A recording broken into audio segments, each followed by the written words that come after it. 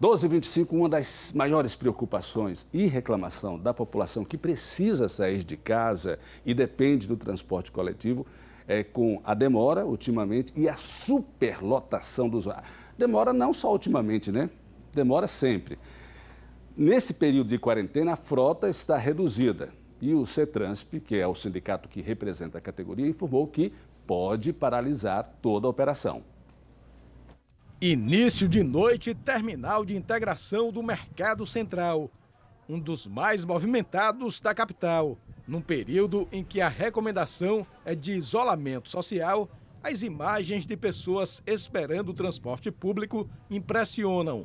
A redução da frota reflete na demora dos ônibus em chegar ao destino e, consequentemente, na superlotação dos terminais e dos veículos. Antes eu esperava 10 minutos, agora estou esperando 30.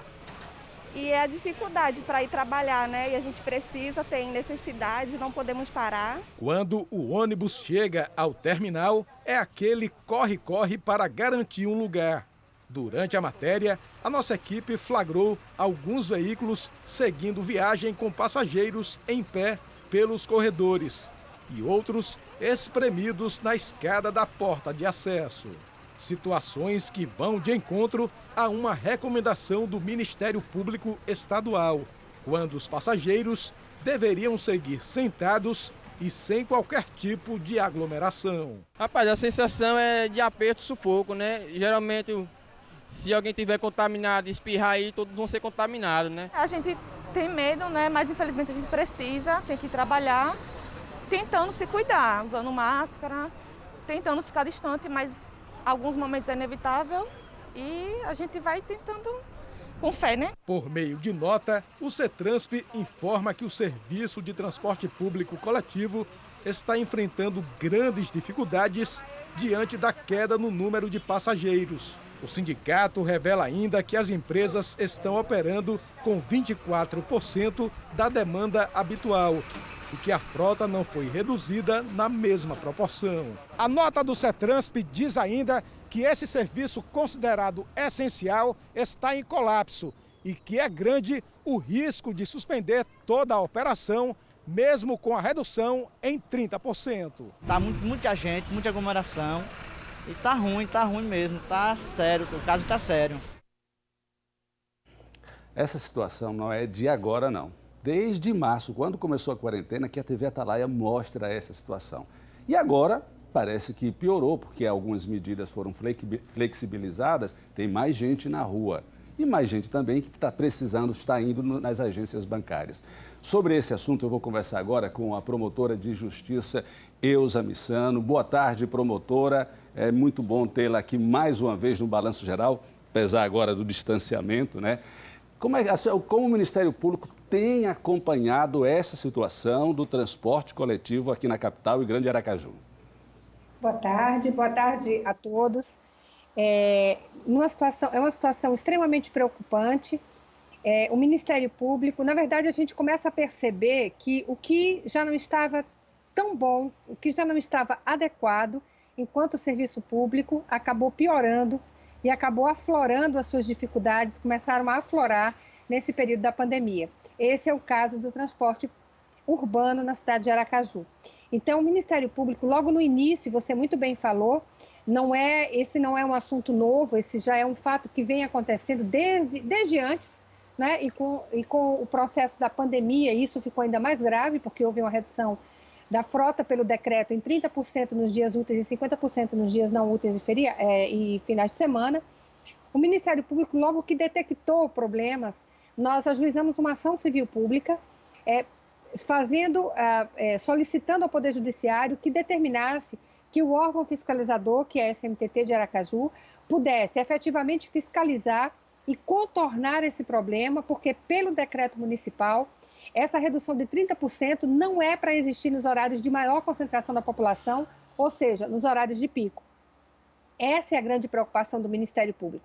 Só que esse fato ele só se agravou porque não houve mudança da realidade no que pertinha ao quantitativo da frota circulando para a população e nós tivemos, na última semana, uma flexibilização de outros estabelecimentos comerciais e, com isso, não tem como você fechar uma conta, você flexibilizar atividades comerciais e você manter uma frota reduzida. A população precisa fazer uso do transporte.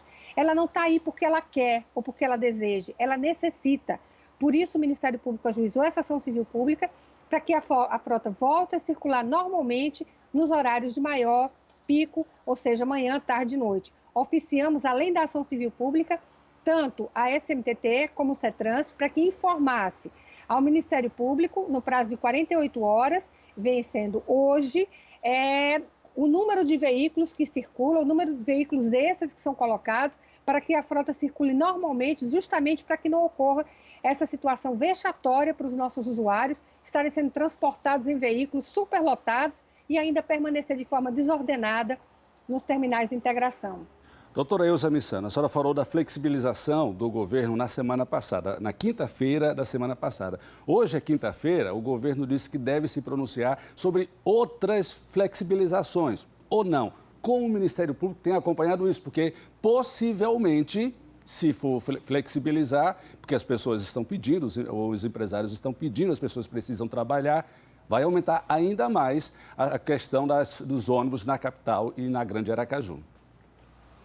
Nós temos uma reunião agendada para amanhã, às 15 horas, seria realizada às 11, mas o superintendente foi convocado pelo prefeito, então nós teremos essa reunião às 15 horas com o CETRANSP, com a SMTT, para que a gente possa analisar, de acordo com as novas medidas que possam ser adotadas ou não de flexibilização pelo Executivo Estadual. O Ministério Público observa tudo isso com muita preocupação. Nós sabemos que é um período muito difícil, é um período extremamente complicado, porque ele requer um posicionamento individual pela emissão volitiva de cada um, e nós sabemos das dificuldades, porque nós temos realidades diferentes para a população, mas o Ministério Público tem uma preocupação muito grande, notadamente porque nós precisamos de tempo para ajustar o serviço de saúde. Ninguém estava pronto ou preparado para uma pandemia nessa ordem. Então, hoje, para você ter uma ideia, nós só temos 32 leitos de UTI reservados para a Covid nos hospitais privados. Então, está suportando, porque nós estamos conseguindo segurar essa curva ascendente. No serviço público também, os colegas promotores de justiça da área da saúde também têm feito o que é possível para tentar segurar a curva, para tentar adaptar o serviço a uma eventual necessidade. Então, entendemos que toda e qualquer flexibilização nesse sentido, e nós compreendemos que deve estar sendo feita dessa maneira, não só pelo Executivo Estadual como pelo Municipal, deve ser ouvidas também, as autoridades em saúde devem ser ouvidas, não só em saúde, mas também as autoridades sanitárias, compreendendo a realidade do sistema de saúde que nós temos aqui no estado de Sergipe. Doutora Elza, mudando de assunto, porque vai ter essa reunião amanhã, então, com a SMTT e o CETRANSP. O CETRANSP disse que pode parar até o sistema aqui na capital e Grande Aracaju. Não sei se a senhora está sabendo dessa informação.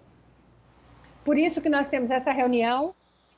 Nós entramos em contato ontem com o superintendente do CETRANSP. Nós ficamos um pouco preocupados, evidentemente, nós ficamos muito preocupados, porque essa nota ela foi veiculada após a expedição dos ofícios do Ministério Público, após o ajuizamento da ação, onde a gente pede a frota normal dos veículos nos horários de pico. Só que isso já era para ter sido cumprido desde o início, porque isso está muito explícito no decreto municipal. Nos horários de pico não é para ter redução de frota, para que a gente não continue presenciando imagens como essa que foi mostrada agora pela TV Atalaia.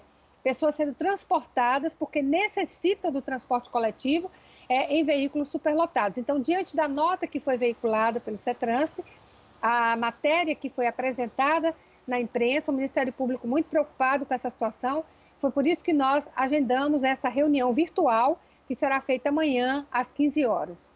Doutora Elza, para a gente encerrar, o Ministério Público também está solicitando à Energisa que cumpra a medida provisória que prevê desconto de 100% em faturas de até 220 quilowatts de consumo. Exatamente. Nós estamos, na verdade, a Promotoria de Defesa do Consumidor está trabalhando em toda essa área, porque nós estamos...